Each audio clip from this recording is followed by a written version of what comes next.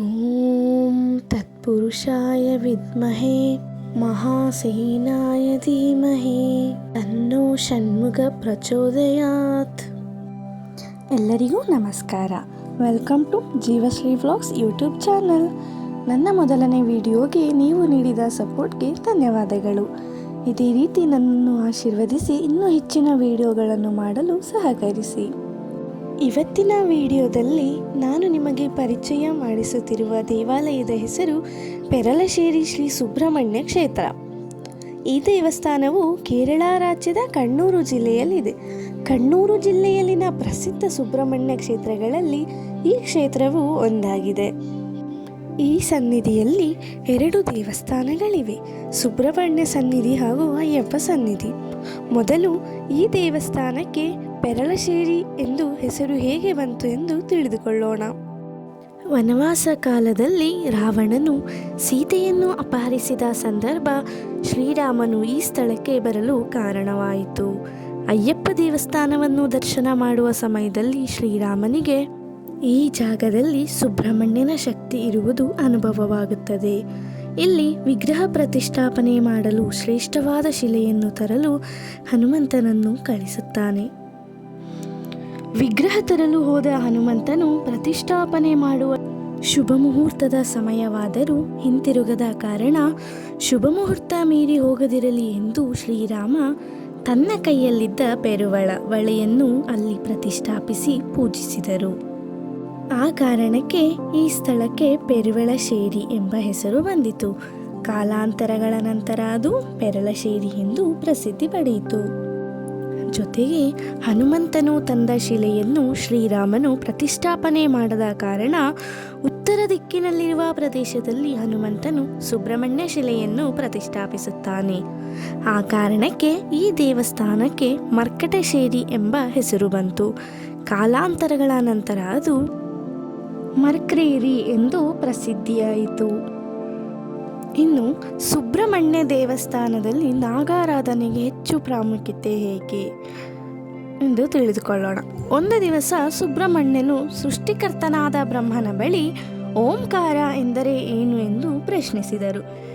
ಅದನ್ನು ವಿವರಿಸಲು ಬ್ರಹ್ಮನಿಗೆ ಸಾಧ್ಯವಾಗಲಿಲ್ಲ. ಸೃಷ್ಟಿಕರ್ತನಾದ ನಿಮಗೆ ಉತ್ತರಿಸಲು ಸಾಧ್ಯವಾಗದಿದ್ದರೆ ಸೃಷ್ಟಿ ಮಾಡಲು ನಿಮಗೆ ಅರ್ಹತೆ ಇಲ್ಲ ಎಂದು ಬ್ರಹ್ಮನನ್ನು ಕಟ್ಟಿಹಾಕಿ ನಂತರ ಸೃಷ್ಟಿ ಕಾರ್ಯವನ್ನು ಸುಬ್ರಹ್ಮಣ್ಯನು ತನ್ನದಾಗಿಸಿಕೊಂಡರು. ಸುಬ್ರಹ್ಮಣ್ಯನು ತನ್ನ ಸೃಷ್ಟಿ ಕಾರ್ಯದಲ್ಲಿ ಕೇವಲ ಸಕಾರಾತ್ಮಕ ಅಂಶಗಳನ್ನು ಸೃಷ್ಟಿಸಿದರು. ಇದರಿಂದ ಭೂಮಿ ಭಾರವಾಗಲು ತೊಡಗಿತು. ಸೃಷ್ಟಿಕರ್ತನಾದ ಬ್ರಹ್ಮನನ್ನು ಶಿಕ್ಷಿಸುವುದು ಮಹಾ ಅಪರಾಧವೆಂದು ಅರಿತ ಸುಬ್ರಹ್ಮಣ್ಯನು ತಾನು ಮಾಡಿದ ತಪ್ಪಿಗೆ ಸ್ವಯಂ ಶಿಕ್ಷೆ ಪಡೆದುಕೊಳ್ಳುತ್ತಾರೆ. ಇದರ ಅನುಸಾರ ಭೂಮಿಯ ಭಾರವಾಗಿಸಿದ್ದ ನಾನು ಅದೇ ಭೂಮಿಯಲ್ಲಿ ಹಾವಾಗಿ ಜೀವಿಸುತ್ತೇನೆ ಎಂದು ತೀರ್ಮಾನಿಸಿದರು. ಅಂದು ಶ್ರೀರಾಮನು ಅಯ್ಯಪ್ಪ ದರ್ಶನ ನಡೆಸಿದ ಸ್ಥಳದಲ್ಲಿ ಒಂದು ಹಳೆಯ ಒಡೆದು ಹೋದ ಬಾವಿ ಇತ್ತು. ಆ ಬಾವಿಯಲ್ಲಿ ನಾಗಸ್ವರೂಪಿಯಾದ ಸುಬ್ರಹ್ಮಣ್ಯನು ವಾಸಿಸುತ್ತಿದ್ದರು. ಆ ಸಮಯದಲ್ಲಿ ಎಲ್ಲ ನಾಗದೇವತೆಗಳು ಬಿಸಿಲು ಮಳೆ ಗಾಳಿಯಿಂದ ಸುಬ್ರಹ್ಮಣ್ಯನನ್ನು ರಕ್ಷಿಸಲು ಕೊಡೆಯಾಗಿ ನಿಂತವು. ಅಂದು ಸುಬ್ರಹ್ಮಣ್ಯನು ನಾಗದೇವರುಗಳಿಗೆ ನನ್ನನ್ನು ಎಲ್ಲಿ ಪೂಜಿಸಲ್ಪಡುತ್ತಾರೋ ಅಲ್ಲಿ ಸಮಾನವಾದ ಪೂಜೆ ನಿಮಗೂ ಸಿಗಲಿ ಎಂದು ಆಶೀರ್ವದಿಸುತ್ತಾರೆ. ಅದೇ ರೀತಿ ನಮ್ಮ ಕರ್ನಾಟಕದ ಕುಕ್ಕೆ ಸುಬ್ರಹ್ಮಣ್ಯ ಕ್ಷೇತ್ರದಲ್ಲಿ ಸುಬ್ರಹ್ಮಣ್ಯನ ದರ್ಶನವು ನಾಗರೂಪದಲ್ಲಿದೆ. ಜೊತೆಗೆ ನಾಗದೋಷ ಜನ್ಮಾಂತರ ದೋಷಗಳಿಂದ ಮುಕ್ತಿ ಸಿಗಲು ದೇವರ ಪ್ರಾರ್ಥಿಸುವುದು ಪ್ರತೀತಿ. ಇನ್ನು ಷಷ್ಠಿ ವ್ರತದ ಹಿನ್ನೆಲೆ ಏನೆಂದು ತಿಳಿಯೋಣ.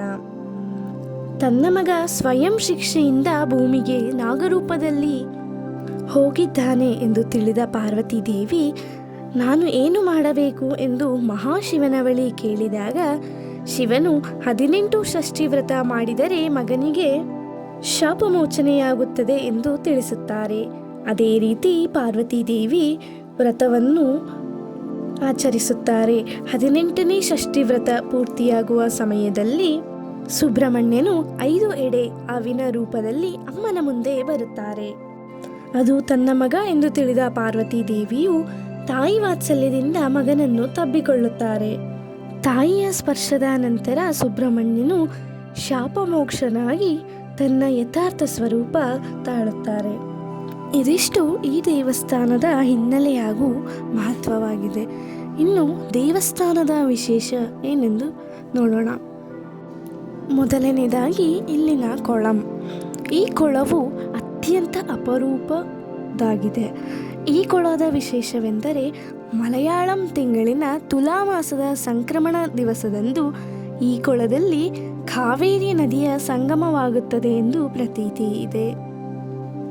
ಮಲಯಾಳಂ ತಿಂಗಳಿನ ಧನುರ್ಮಾಸದಲ್ಲಿ ಈ ದೇವಸ್ಥಾನದಲ್ಲಿ 6 ದಿನದ ಉತ್ಸವ ಆಚರಿಸಲಾಗುತ್ತದೆ. ನಾಗಾರಾಧನೆಗೆ ಪ್ರಸಿದ್ಧ ದೇವಸ್ಥಾನವಾಗಿದೆ.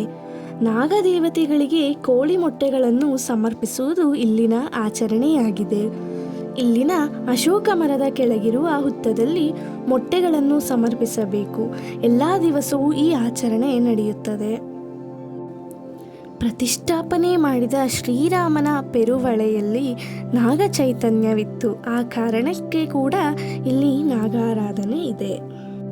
ಮುಂಚೆ ಹೇಳಿದ ಹಾಗೆ ಇಲ್ಲಿ 2 ದೇವಸ್ಥಾನಗಳಿವೆ, ಸುಬ್ರಹ್ಮಣ್ಯ ಹಾಗೂ ಅಯ್ಯಪ್ಪ. ಸುಬ್ರಹ್ಮಣ್ಯನ ಪ್ರತಿಷ್ಠಾಪನೆಗೋಸ್ಕರ ಈ ಅಯ್ಯಪ್ಪ ತನ್ನ ಸಾನ್ನಿಧ್ಯವನ್ನು ಬಿಟ್ಟುಕೊಡುತ್ತಾರೆ. ನಂತರ ಆಲದ ಮರದ ಮುಂದೆ ಇರುವ ಗರ್ಭಗುಡಿಯಲ್ಲಿ ಅಯ್ಯಪ್ಪ ಸ್ವಾಮಿಯು ಪ್ರತಿಷ್ಠಾಪನೆಗೊಳ್ಳುತ್ತಾರೆ. ಇದಿಷ್ಟು ಈ ಪೆರಳಶ್ಶೇರಿ ಸುಬ್ರಹ್ಮಣ್ಯ ಕ್ಷೇತ್ರದ ವಿಶೇಷತೆಯಾಗಿರುತ್ತದೆ. ಈ ಮಾಹಿತಿ ನಿಮಗೆ ಇಷ್ಟವಾಗಿದೆ ಎಂದು ಭಾವಿಸುತ್ತಾ ನಿಮ್ಮೆಲ್ಲರ ಪ್ರೀತಿಯ ಆಶೀರ್ವಾದವು ನನ್ನ ಮೇಲಿರಲಿ. ಜೊತೆಗೆ ಈ ವಿಡಿಯೋನ ಲೈಕ್, ಶೇರ್, ಸಬ್ಸ್ಕ್ರೈಬ್ ಮಾಡುವುದರ ಮೂಲಕ ನನಗೆ ಸಪೋರ್ಟ್ ಮಾಡಿ. ಇನ್ನೂ ಹೆಚ್ಚಿನ ಮಾಹಿತಿಗಳನ್ನು ನಿಮಗೆ ತಲುಪಿಸುವ ಪ್ರಯತ್ನ ನನ್ನದಾಗಿರುತ್ತದೆ. ಆ ಪ್ರಯತ್ನಕ್ಕೆ ನಿಮ್ಮ ಸಹಕಾರವೂ ಇರಲಿ. ಧನ್ಯವಾದಗಳು.